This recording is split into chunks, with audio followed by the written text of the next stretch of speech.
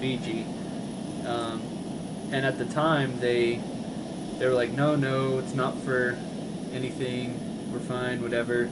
But recently, like this year, especially like the latter half of the year, the president has been urging them to go and migrate, and that's one place that they can go. Yeah. Now that they have that location, instead of trying to get a visa to a bigger country, which would be harder, we can go to Fiji. They have someplace they can go right away. Exactly. I Okay. mean, they'll obviously have to start a new life, and that's a big scary thought. Probably another one of the reasons that they don't really want to leave, because they do have to start over. But yeah, they do have that plot of land that they can go to. Do you guys have any other thoughts on that migration, or any other questions? Are they? Do they have agreements with any other governments or countries to accept their people as either refugees or have they created any partnerships with other governments that will receive their people? I know that they have close ties with Australia and New Zealand. Um, I don't think they can necessarily just go there for free or whatever. Just hey, come on in. But I think just like in Africa, they have refugees that come over to Australia. I think eventually, if they don't already, I'm not exactly sure, but if they don't already, they will have to create those partnerships with at least a couple of countries. Seems like that would be something that they could do now from a government perspective, just create those partnerships and create, an avenue for people to go beyond, having the island purchase that they did, but also having agreements with governments that would give them expedited entry into some of those countries. Yeah, next 20 years are really going to have to be friend-making business for Kibas. Yeah. Kind of work their way in there. Yeah, and I think that was a big thing for the president because he got elected in 2003, and you hear that? Oh, is that the jet flying over the top? Not at our house. Oh, that was weird. I don't know Yeah. what that was. Anyways, he got elected in 2003, and since then he's been working to create more partnerships, and they've definitely come a long way since then. And he got reelected in 2007, and obviously in 2011 he was reelected. So I don't know how many terms he can go, but I think as long as he's in there, they'll be making progress with those partnerships. Yeah. Okay, so I have a question for you. Yeah. So, is the island made up of lots of families that have been there for a long, long time? Mostly, yeah. Most of them, the natives, they're called like Kiribati. I don't know. I didn't write that on my website, but yeah, that's like the native family, and most of them have been there forever. And they're very pretty unique people. They don't look like anyone. They don't really associate with other people. They have their own language, and so it would definitely be a hard thing for them to try and integrate with other people. Yeah.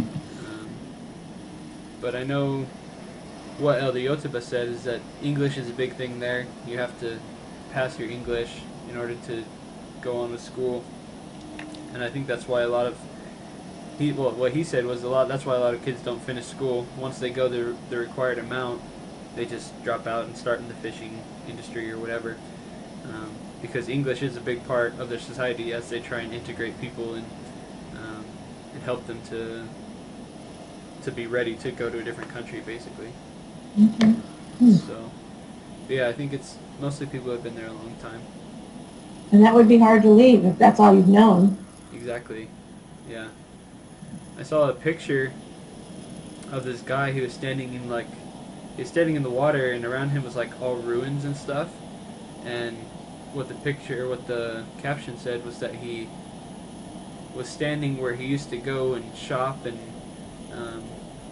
go to the store and the gas station, and now it's underwater. And that was only like 15 years ago, 16 years ago. And so it's definitely moving fast, and they're going to have to do something about it. But you guys had a couple of questions about the education and, Yeah. and things like that. There were that first, or Dad, your fifth question, which are with the increasing levels of education, how many newly educated people are coming back? I wasn't able to find like a exact like statistic, Hmm. um, but what I found in my research and my readings is that it doesn't seem like there's many people coming back. On my website, there was a thing about the doctors and things like that. And most of those doctors aren't Kiribati. They have to go and get people from other countries to come in and be doctors, be nurses. Um, and obviously, we know that the business industry isn't really growing there. And so when they send people away, my thought is that, or at least if I was someone who got sent or was sent away for education, personally, I wouldn't want to come back. I wouldn't be able to see a future there, no matter what I was doing, unless I just wanted to be a fisherman my whole life. Um, I kind of wondered how many of the young people were socially conscious enough to say, hey, I've gone off and got my education. I want to come back and help my country. I mhm. just wondered if there was a movement of that sort of thinking, or if it's mostly, hey, once I get out, I'm out. Yeah, and I didn't. I looked for a little while today, just kind of researching that fact, but I didn't find any like specific thing. Um, but just judging by the way the economy is and things like that, I mean, you wouldn't think that there would be many people coming back. At least not until change was made to something more stable. Right. Okay. I don't know. What would you guys do as parents? Would you guys want, if you were living on the island, would you want your kids to come back, or what do you think?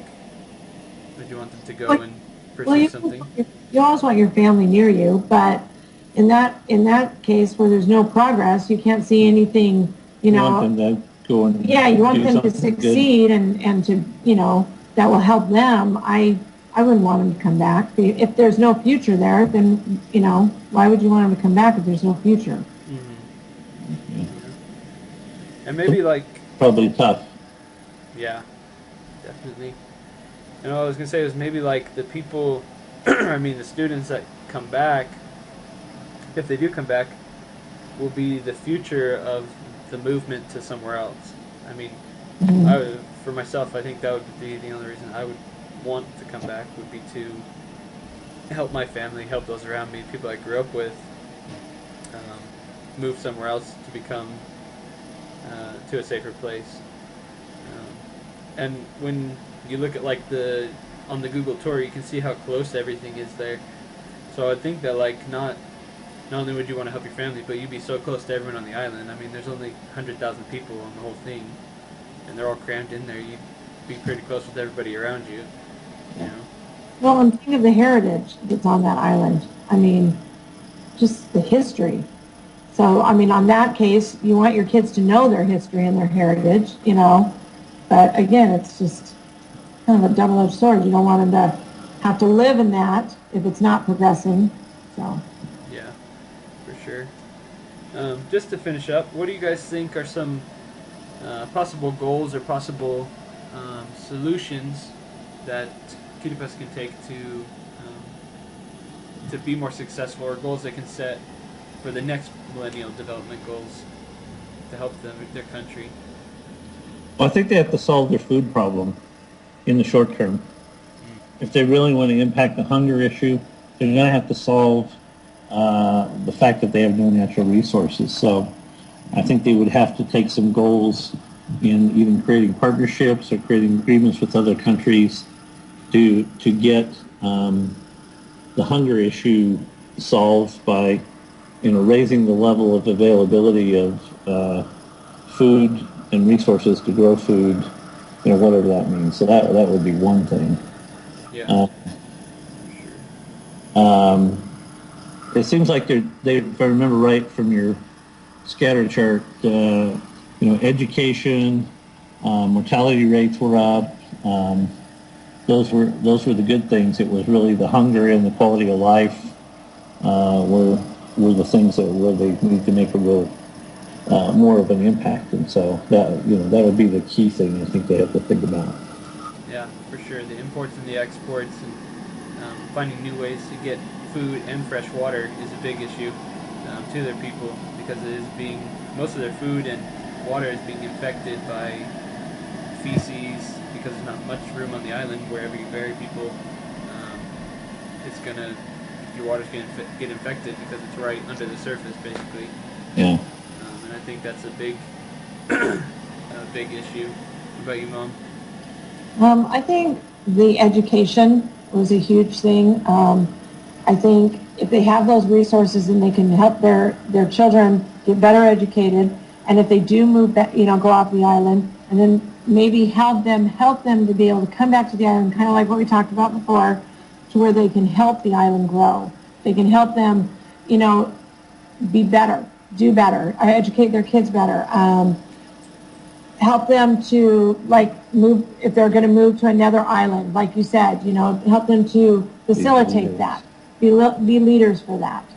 And I think so. Their kids are their history now, and they create the history. So they've got to be able to help their kids do better in school, keep that education there, and be willing to let them go, but let them come back and make those changes that they need to make for their country to be better. Definitely, I agree. And that's one thing that I've been thinking about, that as I've thought about the goals, is definitely partnerships was a big thing, as you mentioned, Dad. They need to form better partnerships, not only to get imports and exports immediately for food and natural resources and water, but for the long term, to be able to form those relationships, to be able to move from the island. And I think that as they continue to improve their education, and I think they should make a program to have those people that go out and get foreign education to come back and to help them be the leaders to integrate that evacuation plan, migration plan, not evacuation, but I think that would be a good goal for them to have for the future. You guys have any other thoughts? I know you have to go here in just a minute, Dad, but Yeah. No, I think it's great. It was an interesting discussion. Didn't know anything about the place before we looked at it and talked about it. So yeah, Mom. Same thing. It's just, I'd never heard of the island, and so it was beneficial that I got to learn more about the island, and learn about the island actually, and I just think of the people of having to make those big changes. That's huge. To leave your home, but you're going to have to, because it won't be there anymore. Yeah. So You really feel for them. I do, very much so. Yeah. But that's the point of the assignments. Hopefully we can go out and change the world, help these people, and those around us in the developing world. But thank you guys for coming, and I will talk to you soon, but we'll send this final in, and thank you. Thanks. See you. Bye. Bye.